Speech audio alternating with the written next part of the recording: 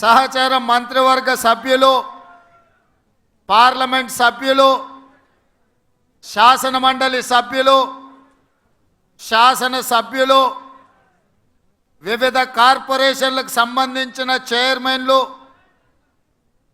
రాష్ట్ర కాంగ్రెస్ పార్టీలో వివిధ హోదాలలో ఉన్న నాయకులు, జిల్లా పార్టీ అధ్యక్షులు, మండల పార్టీ అధ్యక్షులు, ప్రాణ సమానులైన కాంగ్రెస్ పార్టీ వేలాది మంది కార్యకర్తలు ఈ కార్యక్రమంలో పాల్గొని మేమందరం నూతనంగా బాధ్యత చేపట్టిన మహేష్ కుమార్ గౌడ్ గారికి అండగా నిలబడతామని విచ్చేసినందుకు మిమ్మల్ని అందరినీ మనస్ఫూర్తిగా నేను అభినందిస్తున్నా, సాదరంగా ఆహ్వానిస్తున్న మిత్రులారా, మీకందరికీ తెలుసు శ్రీమతి సోనియా గాంధీ గారు ఎన్నో ఇబ్బందులను, ఎన్నో ఒడిదుడుకులను ఎదుర్కొని, ఎన్నో అవాంతరాలను అధిగమించి జూన్ 2, 2014 నాడు తెలంగాణ రాష్ట్ర కళ సాకారం చేసి 60 సంవత్సరాల మన ఆకాంక్ష 2004లో శ్రీమతి సోనియా గాంధీ గారు మనకి ఏదైతే మాట ఇచ్చిండ్రో ఆ మాట నిలబెట్టుకొని తెలంగాణ రాష్ట్రాన్ని ఏర్పాటు చేసిండ్రు. కానీ ఏర్పడిన తెలంగాణ రాష్ట్రంలో 10 సంవత్సరాలు 2 సార్లు ఎన్నికలు జరిగినా వివిధ కారణాల చేత కాంగ్రెస్ పార్టీ అధికారంలోకి రాలేకపోయింది. అందుకే 2014 నుంచి తెలంగాణ ప్రజలు ఎదుర్కొంటున్న సమస్యలను, అపరిష్కృతంగా ఉన్న సమస్యల్ని పరిష్కరించడానికి కాంగ్రెస్ పార్టీ కార్యకర్తలు నానా కష్టాలు ఎదుర్కొని తెలంగాణ రాష్ట్రంలో జరిగిన 3వ ఎన్నికలలో కాంగ్రెస్ పార్టీని అధికారంలోకి తీసుకురావడం జరిగింది. ఇవాళ మిత్రులారా, మీకందరికీ తెలుసు జూన్ 27 నాడు 2021 శ్రీమతి సోనియా గాంధీ గారు నన్ను కాంగ్రెస్ పార్టీ తెలంగాణ శాఖ అధ్యక్షుడిగా నియమిస్తే పెద్దలు ఉత్తమ్ కుమార్ రెడ్డి గారు, పట్టి విక్రమార్క గారి సహకారంతో జూలై 7 నాడు 2021 కాంగ్రెస్ పార్టీ తెలంగాణ శాఖ అధ్యక్షుడిగా బాధ్యత చేపట్టి ఆనాటి నుండి ఈనాటి వరకు దాదాపుగా 38 నెలలు నిరంతరం కాంగ్రెస్ పార్టీ కార్యకర్తలని సమన్వయం చేసుకుంటూ ప్రజా సమస్యల్ని పరిష్కరించుకుంటూ ముందుకు సాగడం జరిగింది. ఇవాళ మిత్రులారా, నేను జూలై 7, 2021 బాధ్యత చేపట్టిన తర్వాత అందరితో చర్చించి మొట్టమొదటి కార్యక్రమం దళిత గిరిజన దండోరా అని ఇంద్రవల్లి నుంచి ఆదిలాబాద్ నుంచి సమర శంఖం పూరించి ఆనాటి నుంచి వెనక్కి తిరిగి చూడకుండా లక్షలాది మంది కాంగ్రెస్ పార్టీ కార్యకర్తల్ని సమన్వయం చేసుకొని ముందుకు నడిపించి తెలంగాణ రాష్ట్రంలో డిసెంబర్ 3, 2023 నాడు ప్రజాపాలన ఇందిరమ్మ రాజ్యం తీసుకురావడం జరిగింది.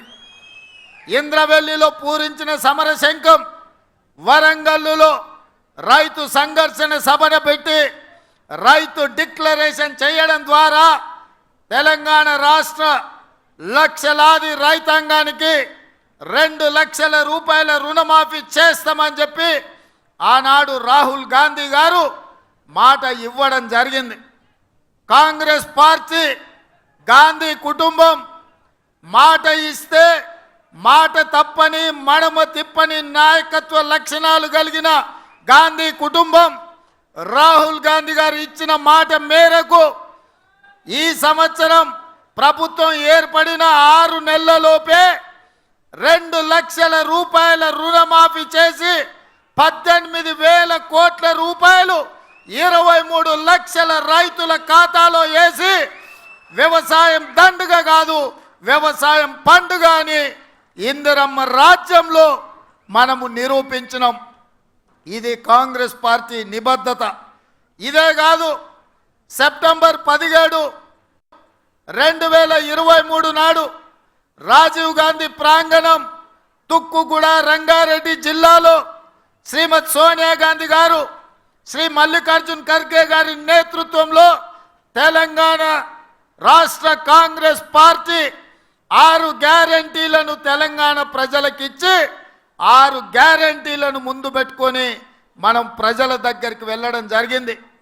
మనం చెప్పిన మా నాడు మార్పు రావాలి అంటే, మార్పు కావాలి అంటే కాంగ్రెస్ రావాలి అని తండాలలో, గూడాలలో, మారుమూల పల్లెల్లో ప్రతి పేదవాడి గుండె తట్టి ఈ తెలంగాణ రాష్ట్రంలో పేదలు ఎదుర్కొంటున్న కష్టాలు తీరాలి, రైతులు బాగుపడాలి, విద్యార్థులు చదువుకోవాలి, నిరుద్యోగ యువకులకు ఉద్యోగ ఉపాధి అవకాశాలు రావాలి, ఈ తెలంగాణ రాష్ట్రంలో ప్రజాస్వామ్యం మనుగడ సాగించాలి అని చెప్పి ఆనాడు ఒక పక్కన బట్టి విక్రమార్క గారు, ఇంకొక పక్కన నేను పాదయాత్ర చేపట్టి ప్రతి పేదవాడి దగ్గరికి వెళ్ళడం జరిగింది. సీతక్క, సమ్మక్క సార్లక్క నుంచి సీతక్క నేతృత్వంలో నేను పాదయాత్ర మొదలు పెడితే బట్టి విక్రమార్క గారు ఆదిలాబాద్లో నుంచి పాదయాత్ర మొదలు పెట్టడం జరిగింది. ప్రజల దగ్గరికి వెళ్ళినాం, పార్టీ విధానాలు వివరించినాం. కాంగ్రెస్ అధికారంలోకి వస్తేనే పేదల బతుకులు బాగుపడతాయని ప్రజలకు చెప్పినాం. ప్రజలు విశ్వసించిండ్రు, 6 గ్యారంటీలను నమ్మిండ్రు. 6 గ్యారంటీలను దృష్టిలో పెట్టుకొని కాంగ్రెస్కు అధికారాన్ని కట్టబెట్టిండ్రు. అందుకే డిసెంబర్ 3, 2023 నాడు కాంగ్రెస్ గెలిస్తే డిసెంబర్ 7 నాడు మనం ప్రభుత్వాన్ని ఏర్పాటు చేసినాం. వేలాది మంది ముందు ఎల్బీ స్టేడియంలో ప్రమాణ స్వీకారం చేసినాం. 48 గంటలు కూడా ఆగకుండా శాసనసభ సమావేశాలను ఏర్పాటు చేసి మొదటి 2 గ్యారంటీలను డిసెంబర్ 9, 2023 నాడే ఆడబిడ్డలకు ఆర్టీసీలో ఉచిత బస్సు ప్రయాణాన్ని అందిస్తామని ఇయాలటికి 85 కోట్ల మంది ఆడబిడ్డలు ఈరోజు పొన్నం ప్రభాకర్ గారి నేతృత్వంలో ఉన్న రవాణా శాఖలో ఈరోజు ఉచితంగా బస్సులలో ప్రయాణం చేస్తున్నారు. ఇదే కాదు, పేదవాడికి వైద్యం అందించాలి. సర్కారు దవాఖానకు పోతే మళ్ళీ వస్తాడో రాడో అనే అనుమానం ఉన్న రోజుల్లో యూపీఏ 1 శ్రీ వైఎస్ రాజశేఖర రెడ్డి గారి నేతృత్వంలో రాజీవ్ ఆరోగ్యశ్రీ 2 లక్షల రూపాయలు ఉచిత వైద్యాన్ని పేదలకు అందించాలని ఆనాడు రాజీవ్ ఆరోగ్యశ్రీ పథకాన్ని మొదలు పెడితే చంద్రశేఖరరావు వచ్చిన తర్వాత కాంగ్రెస్ పార్టీకి పేరు వస్తుంది, రాజీవ్ గాంధీ పేరును పేదలు తలుచుకుంటారని కుట్రతోని రాజీవ్ ఆరోగ్యశ్రీని నీరు గార్చడం జరిగింది. కానీ కాంగ్రెస్ పార్టీ అధికారంలోకి వచ్చిన 48 గంటల లోపలే రాజీవ్ ఆరోగ్యశ్రీని 10 లక్షల రూపాయలకు పెంచి ప్రతి పేదవాడిని ఆదుకుంటాం. ఏసేదో అపోలో శ్రీమంతులే కాదు, పేదవాడు కూడా మహారాజులాగా వెళ్ళి వైద్యం చేయించుకొని ఇంటికి వెళ్ళే విధంగా 10 లక్షల రూపాయల రాజీవ్ ఆరోగ్యశ్రీని 48 గంటల్లోనే అమలు చేసి కాంగ్రెస్ పార్టీ పేదల ప్రభుత్వం నిరూపించినాం.